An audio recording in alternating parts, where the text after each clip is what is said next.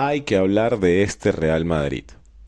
Saludos para todos, mi nombre es Atom y hoy les quiero traer un nuevo espacio deportivo en el que podemos conversar sobre este deporte que tanto nos apasiona a todos alrededor del universo, el fútbol.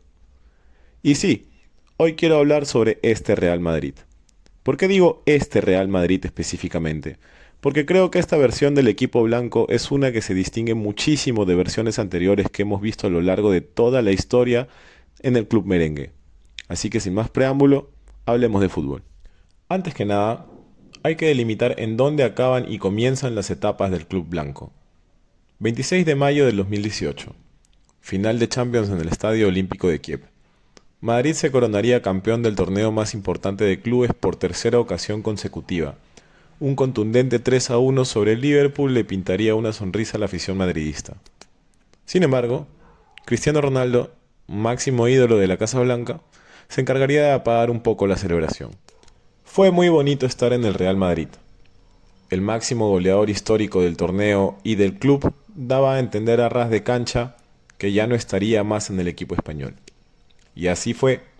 Más adelante se confirmaría que la relación contractual entre el bicho y la Casa Blanca había llegado a su fin. 23 de mayo del 2017.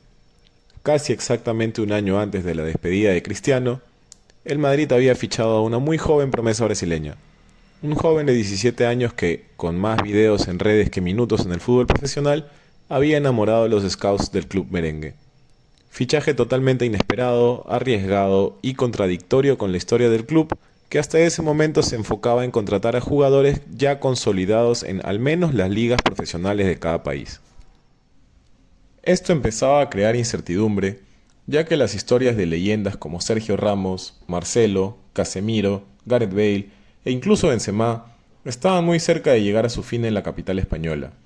Los ídolos del equipo, superestrellas con todas sus letras y superhéroes con capacidades que parecían sobrehumanas y que plagaban el verde del Bernabéu, convirtiéndolo en un equipo explosivo y destructivo para el cual era normal arrollar con todo lo que se le enfrente, parecían estar muy cerca de dar un paso al costado.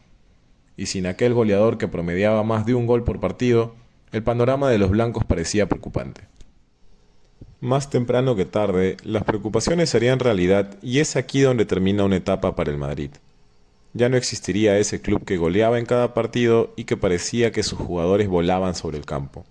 En cambio, comenzaríamos a ver a un Madrid muy sufrido, sin muchas ideas sobre el campo de juego y que ganaba los partidos muy ajustados. Hazard, fichaje estrella del club, fracasaría rotundamente desde su primer partido y sin otros nombres bajo la manga, el club merengue parecía aproximarse a una época oscura llena de vitrinas vacías. Y así fue. El tan ansiado Vinicius llegaría en el 2019, pero con muchísimo por mejorar, el Madrid pasaría la temporada en blanco, muy por debajo del Barcelona en Liga y sería humillado de la Champions en su propio estadio. La afición del Madrid, acostumbrada a celebrar y exigente como ninguna, pedía una reforma urgente. Florentino, sin desesperar, empezaría a fichar jóvenes promesas, sin muchas estadísticas en el fútbol profesional, pero con talento que se podría pulir. Jóvenes desconocidos como Rodrigo, Valverde, Tchouaméni, Camavinga, Mendy, empezarían a llegar a la capital española.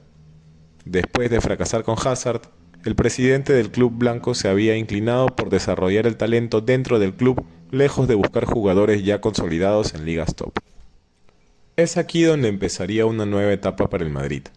El equipo empezaría a mostrar una ligera mejora, pero quedaba la duda de si jugadores tan jóvenes e inexperimentados podrían estar a la altura de escenarios tan exigentes como los del torneo favorito del club merengue, y además de eso, soportar la presión de la hinchada madridista. Recordemos que, en el lapso de tan solamente un año, el Madrid había pasado de ser un super equipo que goleaba por diversión a un equipo que ganaba solamente por supervivencia. El año siguiente, 2020, el Madrid levantaría la liga y caería en cuartos de Champions ante el Manchester City. Pasaría una temporada en blanco en el 2021, pero quedando solo 2 puntos por detrás del Atleti campeón de liga y cayendo en semis de Champions ante el Chelsea, que avanzaría a ser campeón del torneo europeo. Sin embargo, seguía presente la sensación de que estábamos ante un equipo sin ideas, con mejoras, sí, pero con mucho más empuje que fútbol. La hinchada aún exigía más. satisfechos por la entrega presenciada, pero con el amargo anhelo de que vuelva ese equipo que los acostumbró a ganar, ganar y ganar. Para empeorar las cosas, una nueva noticia rompería el corazón de la hinchada. Sergio Ramos, capitán del Madrid, posiblemente la imagen del madridismo puro, dejaría el equipo al final de esa temporada. El 2022 no se veía agradable ante los ojos del hincha. Si bien es cierto, el equipo había vuelto a competir a nivel local, aún no estaba dentro de los 5 favoritos para ganar la Champions League. Equipos como el PSG, Liverpool, Manchester City, Bayern o Chelsea estaban a mucha distancia futbolística a los ojos de cualquier hincha del deporte rey. Sin embargo, el 2022 resultaría ser uno de los años más exitosos para el club merengue. Contrario a lo esperado y a la temporada anterior, el Madrid pasaría de una temporada en blanco a una en la que llegaría a conquistar casi todos los trofeos que se le presentaron en el camino. A pesar de caer goleado frente al Barcelona aquella temporada, más como resultado de las lesiones y el poco banquillo que había en la jornada 29, el Madrid levantaría la liga con diferencia del Barcelona, ganaría una Supercopa de España con formato actualizado y dejando también al Barcelona en el mismo camino. Pero no es hasta los octavos de la Champions que la afición del Madrid empieza a dejar de lado el sinsabor de ya no ver un buen fútbol explosivo y dominante. Una vez más, con más empuje que fútbol, el Madrid lograría clasificar a los octavos de Champions. Habiendo perdido un partido de local ante el humilde Sheriff de Moldovia, aún daba la impresión de que el Madrid solo ganaba por nombre o por la jerarquía de algunas remanentes leyendas del equipo como Modric, Benzema o Toni Kroos, sumado a la entrega de los jóvenes que aún no terminaban de consolidarse y convencer a la afición. Para empeorar las cosas, el Madrid se cruzaría con el PSG en la primera ronda de knockouts de la Copa de Europa. Los de blanco tendrían que enfrentar a uno de los 5 candidatos a llevarse el trofeo, y así se mantendría la tendencia hasta el partido final de la temporada. El Madrid iría a París a jugar un partido sin gracia, con un planteamiento ultradefensivo, con Courtois atajando un penal y sin un solo remate al arco, lo terminaría perdiendo por la mínima con un golazo de Kylian Mbappé. Ya en Madrid, nuevamente con pocas ideas, el Madrid se presentaría en su propio estadio a jugar un partido que sería dominado en su mayoría por los franceses. Lujoso e imponente, Kylian le daría el 2-0 en el global al equipo parisino antes de acabar la primera mitad. Todo parecía consumado y el Madrid se iba al vestuario con un sabor a derrota. Es aquí donde empiezan a hacer este nuevo Madrid. Se empezaría a ganar a la afición por ese empuje que ya lo venía caracterizando durante los últimos 4 años. Un Madrid de remontadas míticas, de coraje, de garra y de un empuje infinito. Con un Modric acercándose a sus últimos años, pero desplegando magia y un entendimiento del deporte que muy pocos llegan a alcanzar, un Benzema que mostraba un liderazgo nunca antes visto, con presión, con despliegue, con lectura, y un Vinicius potenciado, mezclando el talento brasileño y la garra madridista, el Madrid no daría un solo balón por perdido, encimando al equipo parisino y defendiendo con garras y dientes durante toda la segunda mitad. Encontraría el 1-1 por un error de Donnarumma, provocado por la presión de Benzema, y tan solo 15 minutos después, empataría el global con un Modric que acumulaba 4 rivales y daba un pase fenomenal para Benzema, que terminaría siendo el tercero en su cuenta tan solo 2 minutos después, producto de la presión incansable del equipo blanco y el ya notorio nerviosismo del equipo parisino. 3-2 en el global y Madrid a cuartos. Con más empuje que fútbol, una vez más, el Madrid dejaba a uno de los favoritos en el camino. Pero esta vez, el público blanco estaba deleitado y los de enfrente miraban con amargura. Sorteo de Champions y emparejados con el campeón. Madrid tendría que visitar Stamford Bridge, de donde saldría airoso pese a las adversidades. Benzema en su mejor momento volvería a anotar un hat-trick, Chelsea descontaría 3-1 y a volar a Madrid. En el Bernabéu, un aguerrido y concentrado Chelsea lograría dar vuelta a la eliminatoria. 3-0 en el minuto 80 y el Madrid estaba a punto de sufrir una humillante derrota y eliminación. Luka Modric tuvo que sacar un magistral pase de trivela del sombrero para que Rodrigo ponga el global igualado, a tiempo extra. Un Chelsea ya cansado y exigido sufriría la incansable presión del equipo blanco en casa y Benzema, una vez más vestido de héroe, eludiría a Rüdiger y recibiría de Vinicius un pase a la cabeza que lo pondría arriba en el global. Madrid nuevamente a semis y la afición explotaba. El equipo había perdido, pero el público seguía deleitado. Ganar, ganar y ganar cobraba un nuevo sentido para la afición merengue. El Madrid había eliminado a otro favorito a llevarse el campeonato y esta vez le tocaría ir con el Manchester City. Probablemente con el Liverpool, el mayor candidato a llevarse el trofeo. Madrid tendría que vivir al borde del asiento durante toda la eliminatoria y daba la impresión de que el equipo blanco tenía que caerse en algún momento. No podía seguir sobreviviendo a partidos al límite y clasificando con suerte como lo llamarían algunos. Es así que viviríamos en el Etihad uno de los partidos más emocionantes en la historia de la Champions. 2-0 antes de los 20 para los celestes y parecía ser cierto, que el Madrid no podía seguir ganando así. Pero sí, se vendría un vendaval de goles y el Madrid con Benzema y Vinicius acortaba a distancia que cada vez que parecían quedarse cortos. 2-1, 3-1, Vini con el 3-2, 4-2 y Benzema con una frialdad espeluznante pondría el 4-3. Madrid salía vivo del Etihad. Tocaba volver a Madrid y volveríamos a presenciar a un equipo con mucho más empuje que ideas. Un City que acorralaba a los blancos y un Madrid que se iba al descanso sin un solo remate al arco. En el minuto 73, Mahrez convertiría un golazo que ponía al Madrid en jaque.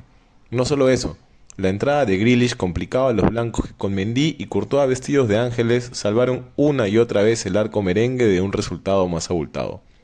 Pero ya lo decía Juanito, 90 minutos en el Bernabéu son demasiado largos para cualquier visitante. 6 minutos de adición y la pantalla mostraba que el Madrid tenía 1% de probabilidades de clasificar. Todo parecía terminado aunque en el ambiente había una sensación de victoria. Y es justo en el minuto 90 que el recién ingresado Rodrigo recibía de Benzema y convertía el 1-1 para que tan solo un minuto después el delantero de 1.74 metros se eleve entre torres y tanquetas para conectar un cabezazo que igualaba la serie. Ya todos sabíamos lo que se venía. Un City nervioso y un Madrid endemoniado y empujado por la adrenalina de la remontada terminaría poniendo el 3-1 con Benzema en el tiempo extra. Ganar. No importa cómo, pero ganar. El resto es historia. Pese a que el Liverpool que esperaba en la final era un rival igual o más complicado que el City, los de blanco ya entendían su misión, y la afición sabía lo que sucedería, a aferrarse a cada oportunidad de victoria y en efecto, en la final veríamos una dinámica parecida a los partidos anteriores. Liverpool arrinconando al Madrid, 24 disparos, 9 tiros al arco, Liverpool fusilaba y Courtois volaba una y otra vez. Se había convertido en una muralla blanca. Madrid, sin fútbol vistoso, se ponía arriba con un disparo mal dirigido de Valverde, pero que Vinicius no daría por perdido y correría a empujar ese balón a la net. Después de esto, el Madrid no tendría mucho más. Courtois seguiría estirando los brazos para llegar a cada balón y el Madrid se coronaría campeón de Europa con un sufrido 1-0. El Madrid había aprendido a sufrir. Había aprendido a vivir en las adversidades más profundas y ahora salía vivo y con la corona de campeón. Al año siguiente, Madrid caería en semis con el City, pero ya mostrando un fútbol un poco más vistoso. Para esta temporada, Bellingham llegaría y Madrid pasaría por las mismas adversidades. City en cuartos y en una emocionante serie, Madrid pasaría por penales luego de sufrir el asedio inacabable del Manchester por 210 minutos. Lunin, desconocido arquero, se volvería el santo blanco a falta de Courtois. Y hoy, el Madrid elimina al Bayern de Múnich en las semifinales, remontando la serie en el minuto 89. Esta vez, el recién ingresado Joselu, aquel joven que en el 2012 pedía links para ver al equipo de sus amores y que hace 2 años visitaba París con sus amigos para ver a su equipo en la final, sería el héroe del Madrid. Y sí, 90 minutos en el Bernabéu son muy largos. Pero esto ya no sorprende. La afición ya no extraña a aquel Madrid demoledor plagado de magos y superhumanos. Ahora que la época de Messi y CR7 ha llegado a su fin, el fútbol ha vuelto a la normalidad. Y el Madrid, junto a su hinchada, ha aprendido a vivir en la adversidad y a sufrir de la mano de su equipo. Este fin de semana, el Madrid jugó su primer partido como ya campeón de liga.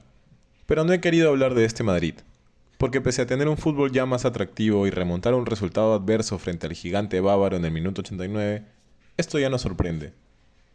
Hoy he querido hablar del sorprendente proceso de adaptabilidad del equipo que, solo 3 años después de haber despedido al mejor jugador de su historia y de haber dicho adiós a una generación dorada, hoy ya produce otra generación dorada.